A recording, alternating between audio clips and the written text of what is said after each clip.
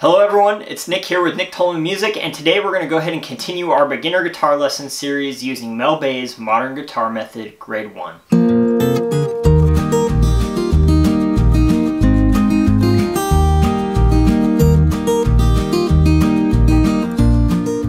So today we're going to be looking at page 27.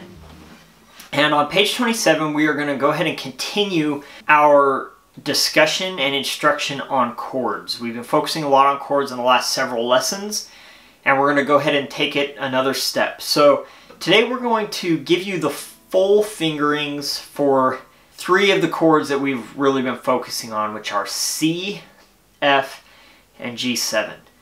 So there's some important things on this page to take in and to remember, and really that kind of starts at the top of the page. So if you look at the top of the page, we see that we're dealing with a C chord, an F chord, and a G7 chord. And these diagrams are pretty self-explanatory, but I will kind of walk you through them in case you are confused at all about how these work. So we're looking at these diagrams.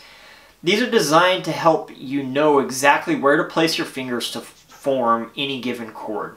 So let's break down the parts of the diagram. First off, as you look at it, the diagram is built to be as if you were looking at the kind of the first part of your fretboard here. If I was just going to look directly at it, that's what we're looking at, and it's telling you where to place your fingers. So the horizontal lines on the grid represent the frets. Okay, so you have first fret, second fret, third fret, so forth, kind of going down. They're not labeled, but that's what those are. Then the vertical lines represent the strings. Okay, so again, it's as if you're looking at your fretboard. So the vertical line farthest to the right is the high E string. And the vertical line farthest to the left is the low E string. So that's how to look at the grid. Now the numbers represent your fingers, okay? So whenever you see the numbers on a bubble, that represents a finger. And that's telling you that your finger is going to go in any particular spot. So if we look at the C chord, it's saying that our first finger is going to go on the first fret, because it's right there on that first horizontal space, which is our first fret. And it's going to be on the second string, right? It's going to be on the B string. Our second finger is going to be down on the second fret of the fourth string. And our third finger is going to be on the third fret of the fifth string. Okay, so that tells you exactly where your fingers need to be. Now there are two other really important parts to the chord diagram that you just need to be aware of. And they usually happen at the top of the diagram. You'll notice that there are some X's and some O's. Okay, the X's mean that you will not strum that string. So for our normal fingering for a C chord, we are not going to strum the low E string. The lowest string that we will strum is the low A with our third finger on it. So that note is C.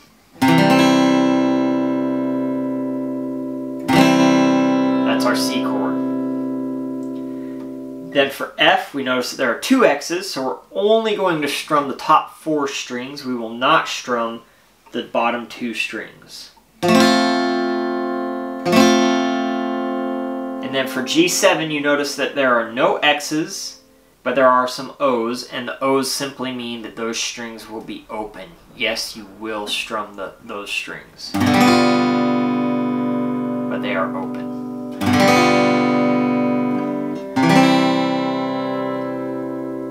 And there we go. Alright, so as we dive down into the rest of the page, basically it's just going to give us some exercises to continue on with what we've been doing, but they're using these full chord fingerings for these three chords. Alright, it shows you the musical notation, so what those chords look like on the staff, and then we dive in. So a couple lessons ago we did our exercises with the bass notes, where we did like a bass, chord, chord, bass, chord, chord, boom, chuck, chuck, boom, chuck, chuck. And these exercises are similar to that, okay? So we're going to be kind of separating the bass note from the rest of the chord throughout. All right, so looking at this first one, it's called Accompaniment Styles. All right, and it's essentially going to give us a bass note and then 3 chords, bass note, 3 chords, so on and so forth. So is that first measure, it's giving us a C chord. So we're going to follow the diagram from the top. First finger on the first fret of the 2nd string on C. Second finger on the 2nd fret of the 4th string on E. And third finger on the 3rd fret of the 5th string, which is our low C. That's our C chord. So essentially in that first measure of accompaniment styles, we have, right, bass, chord, chord, chord. Then we move to an F chord following the diagram as outlined above. We're already familiar with this fingering. We've used it in a couple lessons now. And then we have, again, bass, chord, chord, chord, bass, chord, chord, chord, right? And then we move to a G7, following the fingering above. Bass, chord, chord, chord, and then back to C. Bass, chord, chord, rest. All right, so that's just kind of like a walkthrough of that exercise. All right, let's go ahead and turn on the metronome and see what this sounds like in time. Here's the metronome at 72. 1, 2, ready and play.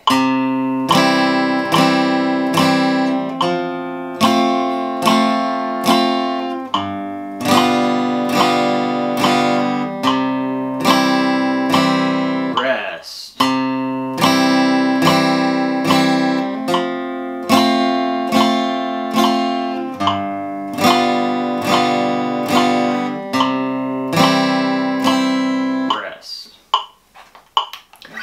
Very good, and watch out for that repeat there, but it is in there. Okay, let's go ahead and jump that metronome up to 120. You can hear what it's like at a little bit faster tempo. 1, 2, ready, play.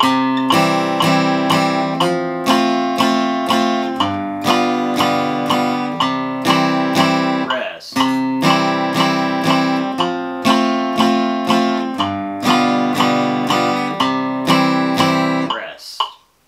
Alright, so this is a really great exercise for really introducing you to bass note and the full chord. I know that we've separated bass note and chords before, but this is kind of taking that a step further and doing the same thing but with the full chord fingerings. So this is a great one to practice. Now, for now, it doesn't give any special, you know, markings as far as how it wants you to strum. I did everything down strums. And that's fine. You might experiment with doing like some down, up, some alternate type picking. So I might do this one just bass. So the bass is down and then up, down, up. So. Or I might actually go down, down, up, down, down, down, up. Because that bass note I might not strum all the way down enough to be able to strum back up. It really doesn't matter kind of what is most comfortable with you and kind of what makes sense. So you might experiment doing some down-up patterns with this exercise. You don't have to, but you certainly can. As you get into faster tempos with strumming down-up is going to become more of a necessity at these tempos. Doing all downstrokes is just fine for now. So let's take a look at alternate basses. All right, so this exercise kind of, again, is expanding upon this. So in the previous exercise, the bass note was always the root, okay? And as a reminder, the root of a chord is the note that the chord is named after. So for instance, a C chord, the root is C. An F chord, the root is F. So on and so forth. But the bass note of the chord can change and be other tones that fit within the chord. So again, we've talked about this in previous lessons, but for a C chord, the only three notes that you need to make a C chord are C, E, and G. And it's common to see any of those notes as the bass note in certain situations, so as the lowest note. And in alternate basses, what we have here is for every measure, we have a bass note that starts out as the root chord, and then it goes to the fifth of the chord, which we'll get more into how that works later. But in the case of C, that's going to be G. So we're going to have a G and then chord. So for that, I actually like to play that G with my fourth finger or my pinky. So again, on this first measure, we do the standard C fingering, root, chord, and I'm going to take my pinky or fourth finger, place it on the third fret on that low G, and then strum, so hit the bass, and then strum the rest of the chord. So that whole first measure would sound like this.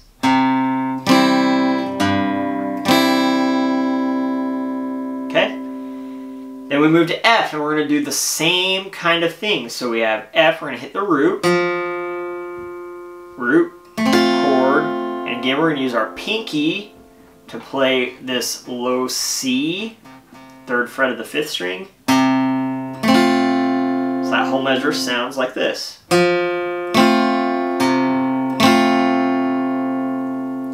And then we move to G7. We're just going to do our full G7 fingering. And this one we don't have to do anything fancy with our pinky. We're going to play the root, which is the bass note on the first beat. Bass, chord, and then play that open D. So that whole measure sounds like this. And then back to C. So that's kind of the idea. We're still just using these chords, but we're changing the bass note on every first and third beat. So just kind of pay attention to where those are. So here is alternate basses at 72. Feel free to start slower if you need to. 1, 2, ready, and play.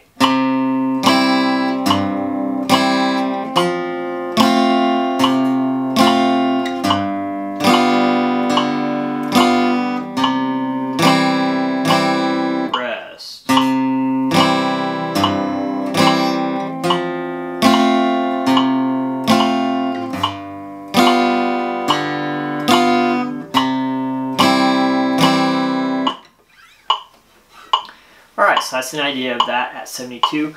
Let's go ahead and jump the metronome up to 120 so you can hear what it's like at a faster tempo. 1, 2, 1, 2, ready, and...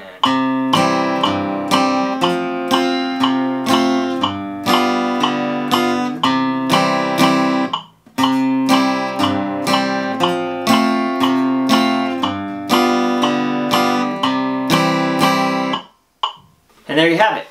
Okay, so as kind of previously discussed, for me, in almost every case when I'm practicing something on any instrument, I really believe in using a metronome regularly. However, chords are one of those things I've found on the guitar sometimes require us to turn the metronome off, okay?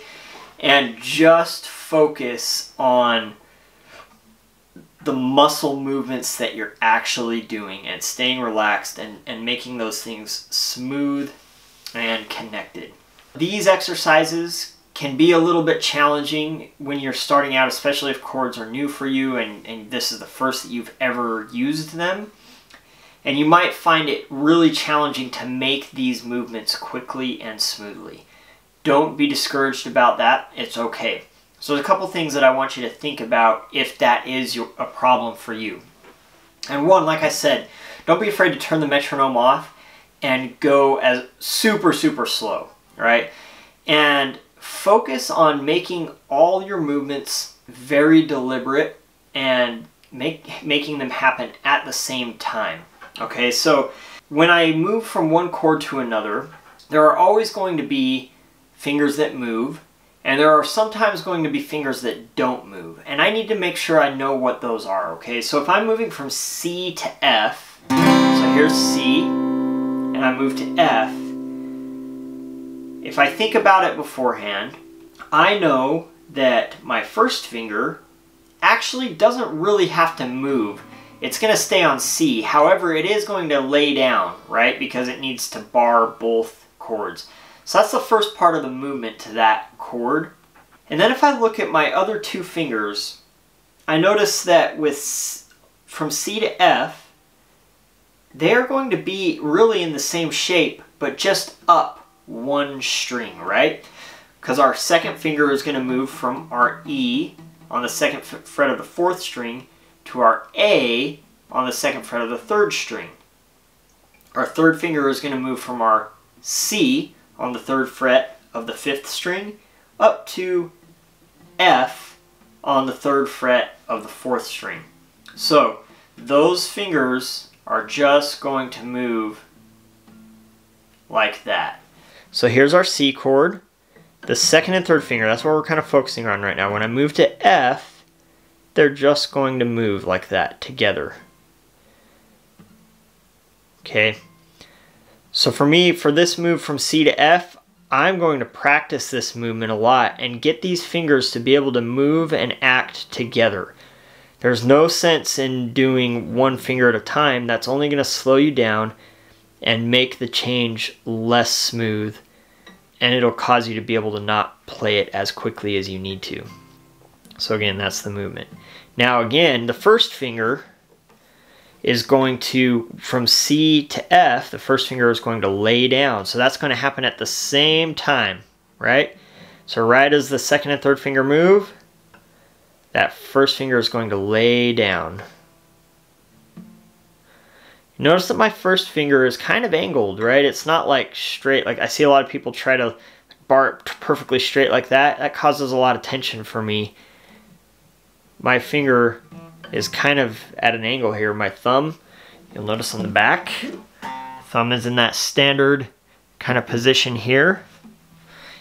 It can be up a little bit if needed. Sometimes I'm a little up for this chord, right? But when you make that move to F, finger's going to lay down, and those two fingers, second and third finger, are going to move. That's all the movement that should be happening when you make that change from C to F. For me, the key to chords is to always think about them in this way. To think very critically about exactly what your fingers need to do to get there, and to isolate and practice this movement. I would practice that change from F to C over and over and over again.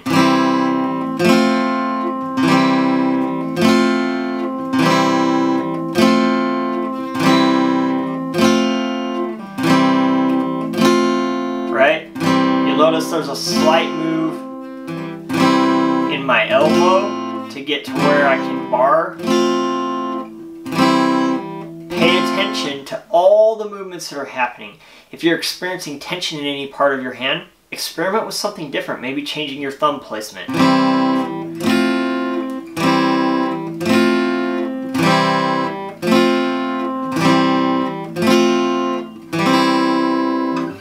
Make that change as many times as you need to. Okay? You can do a similar thing moving from C to G7 or from F to G7. Okay? Focus on exactly what your fingers need to do to make the change. Isolate that change and practice it over and over and over again. You're not limited to practicing it in these chords in the order that they give you here. You can change, right? Because these two exercises go from C to F to G7 back to C, which is great. That's a common progression. But maybe practice going from C to G7, back and forth, right? Because it doesn't really give you that change, moving from C to G7. Don't be afraid to practice that as well. Take as much time as you need to, just slowly and deliberately practicing these changes. Once you feel like you have the movement down, that you're doing it nice and smooth, start to incorporate the metronome back in. And start it as slow as you need to. I might start it down around 60 or slower even. And practice just going back and forth.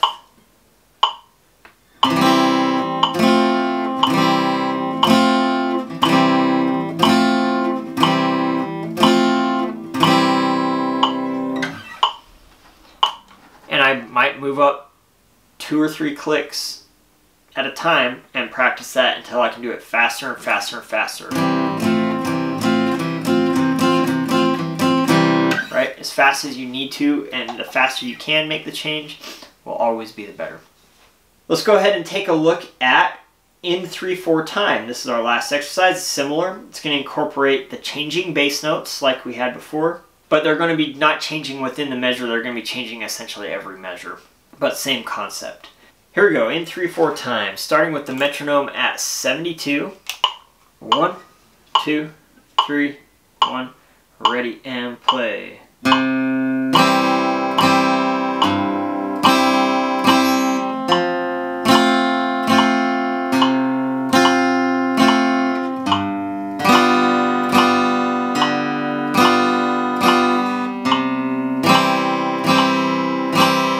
Rest. Rest.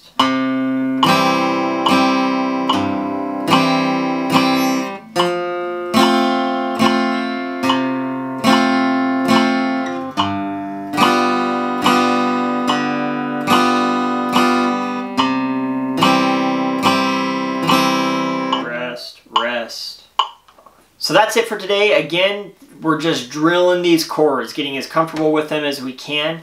Thank you so much for tuning in today. If you have any questions, please comment below. As always, please subscribe. Feel free to check out my Patreon page, as well as my website is up and running, so check out www.nicktolmanmusic.com, again, for more resources that might help you out while you're learning guitar. So, thank you so much. We'll see you next time.